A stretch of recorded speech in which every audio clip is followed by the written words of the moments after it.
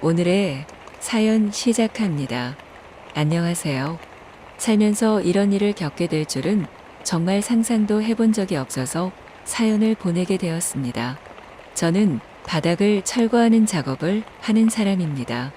거의 상가나 아파트 쪽에서 진행하는 인테리어 할 때 시공하기 위해서 바닥을 철거하게 되잖아요.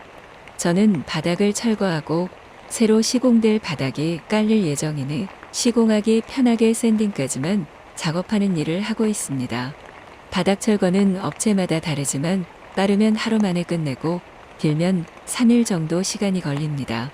그러니 인테리어를 하시는 집주인분께서는 바닥을 철거하고 바닥을 다시 깔고 하는 작업까지 최소 7일 정도는 걸리는데요.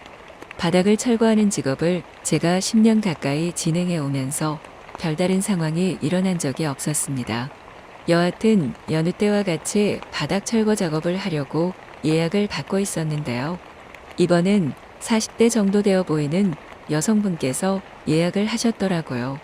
견적도 봐드리고 바닥이 지금 어떤 재질인지 또 어떤 바닥을 깔 예정인지도 대화를 끝낸 상태였습니다. 대충 대화해보니 알고 있는 지식도 있으시고 인테리어를 몇 번 경험해 보신 분 같더라고요. 인테리어가 필름 시공 말고 완전 공사로 시작하게 되면 적어도 평당 100만 원 정도는 좋게 들어갈 만한 금액인데 주소지를 봐도 그렇고 돈이 어마무시하게 많으신 사모님 같았습니다. 저는 돈을 많이 버는 것을 좋아하지만 집이 크고 작고 이런 건 그냥 제가 일해야 할 공간으로만 보였는데 이번에 가게 되었던 곳은 정말 제가 바닥 철거 일을 하면서 제일 큰 집인 것 같았습니다. 정말 드라마에서만 봤던 큰 집이었고 집안에 층수가 있는 그런 집이었는데 의뢰 받았던 곳이 집 전체가 아닌 1층의 바닥으로만 알고 있었습니다. 큰 집에 오니 1층이 무슨 그냥 거실 개념이 아니라 호텔 로비 같이 보이더군요. 이런 집에 살면 얼마나 좋을까 생각도 들었지만 어차피 제 인생이랑 상관없는 곳이기에 감탄만 잠시 하고 곧바로 바닥 철거 작업하는 것에 집중하였습니다. 바닥은 마루나 장판이 아닌 타일이었는데요. 타일은 소형 기계로 뜯는 것이 아닌 해머로 내려쳐서 조각내어 작업하게 되는데 이번에 철거하는 곳은 1층이지만 올라가는 계단이라든지 가구들은 모조리 작업하기 전에 비닐을 씌운다든지 밑작업을 충분히 해두었습니다. 원래 타일은 소음도 많이 발생하고 먼지도 많이 날려서 많은 인원이 투입되는 작업인데 사모님께서는 천천히 해도 된다고 사람 적어도 되니 열흘 정도 시간을 주겠다고 하셨습니다. 이 넓은 공간에 작업자 3명이 와서 작업을 하게 되었는데 타일 제거 작업을 3명에서 하려니 정말 앞이 막막하더라고요. 그래도 과정이 힘들지만 언제나 그렇듯 작업을 마무리하게 되면 돈이 들어오기 때문에 그 맛을 봤던 경험으로 불만 갖지 않고 열심히 작업을 했습니다. 보통 바닥을 철거하게 되면 의뢰자분께서는 다른 곳으로 가서 주무시는데 첫날에 저희 업체에서 작업하고 끝날 때 저를 몰래 부르셨습니다. 회사랑 여기랑 멀리 있는 것 같은데 어디서 주무시냐고 물으셔서 저는 회사에서 지원해주는 숙박 비용으로 싼 모텔에서 숙박을 해결한다고 했습니다. 사모님께서 저한테 그럼 본인도 같이 자면 안 되겠냐고 물으셔서 저는 엄청 당황했지요. 보통 다른 분들은 당연히 공사가 마무리될 때까지 머물 곳을 찾으시는데 돈도 많을 것 같은 분께서 잘 곳이 없다고 하시니 어이가 없었습니다. 그래서 저희는 그냥 저렴한 모텔에서 숙박을 해결하고 있는지라 시설이 그렇게 좋지도 않다고 했습니다. 사모님께서는 그럼 그 모텔 이름을 알려달라고 하셔서 알려드렸습니다. 하루치 작업을 끝내고 저희는 씻지도 않고 고깃집에서 고기를 먹었습니다.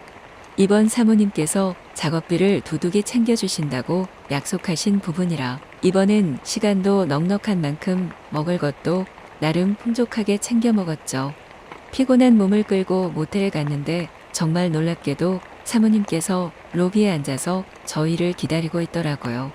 무슨 일인지도 잘 모르겠으나 일단 모텔 주인분께서도 사모님이 저의 이름을 말하시면서 기다리고 있었다고 얼른 데려가라고 하시길래 뭐 하고 계신 건지 물어봤죠. 사모님께서는 아까도 말했듯이 갈 곳이 없어서 여기서 묵으시는 것 같아. 여기가 안전한 것 같으니 본인도 모텔에서 주무시겠다는 것입니다. 뭐 처음엔 정말 당혹스러웠지만 듣고 보니 정말 갈 곳이 없는데 확인된 곳이 있다면 안전하게 보일 수도 있겠다 싶었죠. 무슨 상황인지는 알겠으니 그냥 결제하시고 방 하나 구하시면 됩니다 하고 제가 사모님께 말씀드렸습니다. 사모님께서는 알겠다고 하시면서 모텔 주인분께 저희를 가리키면서 저희 방 몇 방을 달라고 하시는 겁니다. 속으로 참 이상한 사람이다 싶었지만 정 불안하시면 그럴 수 있겠다 하고 존중하기로 했습니다.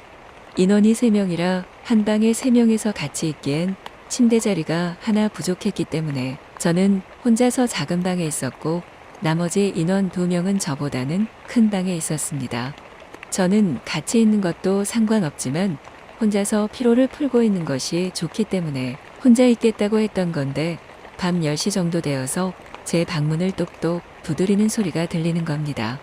문은 제가 열어야 하는 구조이기 때문에 귀찮지만 문을 열었는데 저희 업체 직원이 아닌 사모님께서 문 앞에 계시는 겁니다. 저한테 전할 말이 있다고 하시면서 잠시 들어가도 되냐고 물어보시던데 이 밤에 같이 있는 건 별로였지만 의뢰자분이시니 일단 들어오라고 한 뒤에 매너는 지켜달라고 말할 생각이었습니다.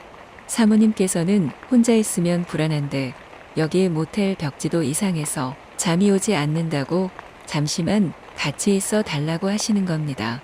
아무리 그래도 침대도 작은 사이즈고 저는 결혼은 안 했지만 이런 사이는 원하지 않아서 잠이 오지 않으시면 수면제라도 복용하시라고 제 가방에 있는 수면제를 2알손에 쥐어드렸습니다. 손에 쥐어드리니 사모님께서는 수면제를 그 자리에서 복용하시더니 잠이 온다고 제 침대에 누워버렸습니다. 이게 무슨 일인가 싶었는데 여기서 주무시면 안 된다고 해도 잠이 온다고 계속 누워 계시는 거예요. 사모님께서 5분만 같이 누워있자고 하시면서 5분 뒤에 본인 방으로 가겠다고 하셔서 약속 꼭 지키라고 하고 저도 사모님 옆에 누웠습니다. 고운 피부결을 잠깐 구경하고 있었는데 사모님께서 어디 보고 있냐고 물어보시고는 갑자기 저에게 키스를 하시는 겁니다.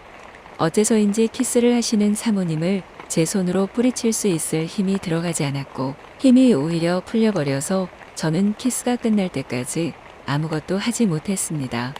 그렇게 사모님과 저는 자연스럽게 아무 말도 안 하고 사랑을 나누게 되었습니다. 사모님은 수면제를 먹었는데도 30분이 지나도 1시간이 지나도 잠을 청하지 않기에 잠이 안 오시냐고 물어보았습니다. 알고 보니 사모님께서는 수면제를 평소에도 많이 복용해서 혼자서 즐기시거나 오늘처럼 남자와 같이 시간을 보내야만 잠이 온다고 하셨습니다. 뭐 이런 사람이 다 있나 싶었지만 즐거운 시간을 보낸 저로서는 그 시간부터 사모님은 이상한 사람이 아닌 반가운 사람이 되었고 저와 사모님은 바닥 철거가 끝날 때까지 늦은 저녁 시간마다 만나서 사랑을 나누게 되었습니다.